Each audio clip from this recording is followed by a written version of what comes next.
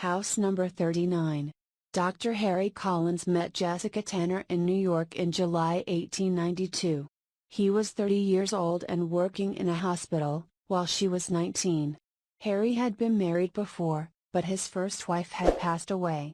He immediately fell in love with Jessica, and 6 months later, they were married. At first, they continued to live in New York, and Harry joined a company that sold medicines. This was Jessica's idea.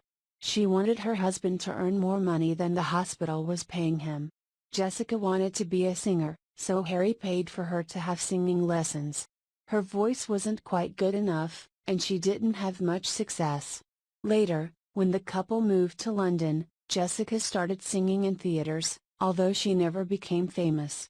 Harry wasn't allowed to work as a doctor in England because he had trained in America, so he continued working for the American Medicine Company and opened a London office for them. In 1905, Harry and Jessica moved to a house at 39 Rosewood Crescent. Their marriage was unhappy, Jessica was cruel and often violent, and the couple frequently argued, often about money. Jessica liked to spend more than they could afford, and she also enjoyed the company of other men. In 1907, Harry fell in love with his secretary, Emily Lawson. Emily wanted Harry to leave his wife and marry her, but Harry was either unwilling or too afraid to do so.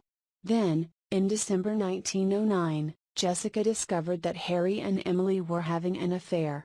She threatened to leave him and take most of his money with her. On January 31, 1910, two of Jessica's theater friends, Paul and Clara Martinelli, came to dinner at the Collins home. During the evening, Jessica and Harry had a violent argument, and the Martinellis left early. The next week, Harry told neighbors and friends that Jessica had gone to America to take care of a sick friend. This came as a surprise, as Jessica hadn't mentioned anything about a sick friend or a trip to America. A few weeks later, Harry sold some of Jessica's jewelry and valuables. In March, Emily moved into 39 Rosewood Crescent to live with Harry. Later, when Harry told the Martinellis and Jessica's other friends that she had fallen ill and died in America, they were suspicious and didn't believe him. Finally, one of Jessica's friends went to the police with the story. Inspector James Hall of Scotland Yard, London's famous police station, visited Harry soon after and questioned him and Emily. Harry spoke calmly and confidently about his wife, admitting that Emily had been his lover for several years. He also confessed that the story about his wife's death was a lie. He claimed that Jessica had gone to America to live with a lover, Bruce Evans, a former theater friend from England. Inspector Hall wasn't entirely convinced by the story, but he had no proof that Harry was lying. Despite his calm demeanor, Harry was shaken by the visit.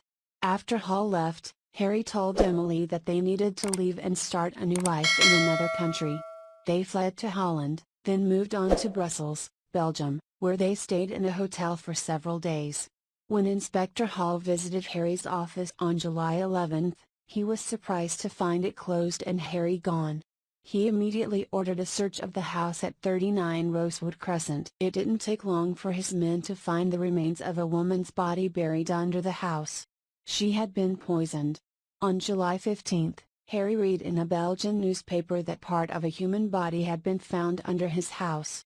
Fearing discovery, he quickly bought tickets for a ship, the Montrose, which was sailing to Quebec, Canada. To avoid detection, Emily dressed as a 16-year-old boy and pretended to be Harry's son. They used the last name Robinson. The ship sailed for Canada on July 20. However, Captain Henry Kendall of the Montrose had read about Dr. Collins in the newspapers. He remembered the photos of Harry and Emily and began to suspect that Mr. John Robinson and his son were not who they claimed to be. The captain noticed that the two held hands sometimes, and he suspected that Mr. Robinson had recently shaved off a mustache. The more he thought about it, the more certain he became that these were the people the police were looking for. Captain Kendall sent a radio message to his company office in London, and the information was passed on to Inspector Hall. Hall immediately left England on the Laurentic, a faster ship than the Montrose, also bound for Quebec. The English newspapers quickly picked up the story and, For the next week, they provided detailed reports of the chase across the Atlantic, making for exciting reading. Meanwhile, Harry and Emily were completely unaware that they had been recognized and remained confident that they had escaped. They were shocked, then, to find Inspector Hall waiting for them in Quebec along with a Canadian policeman. Hall boarded the Montrose and arrested Harry and Emily. They were the first criminals to be captured using a radio message. Inspector Hall returned to London with Harry and Emily. They arrived on August 28. Dr. Harry Collins' trial began on October 18 and lasted only 3 days. The jury heard how he had poisoned his wife with hyoscine, dismembered her body, and buried it under their house. No one was surprised when the jury found him guilty of murder. Emily Lawson was tried as an accessory, someone involved in the crime but not present when it happened, but she was found not guilty. Dr. Harry Collins was hanged on the morning of Wednesday, November 23, 1910, in Pentonville Prison. Hanging was the usual punishment for murderers in England at that time. Emily returned to America but later moved back to England under a different name. She eventually married, had children, and lived a quiet life until her death in 1967.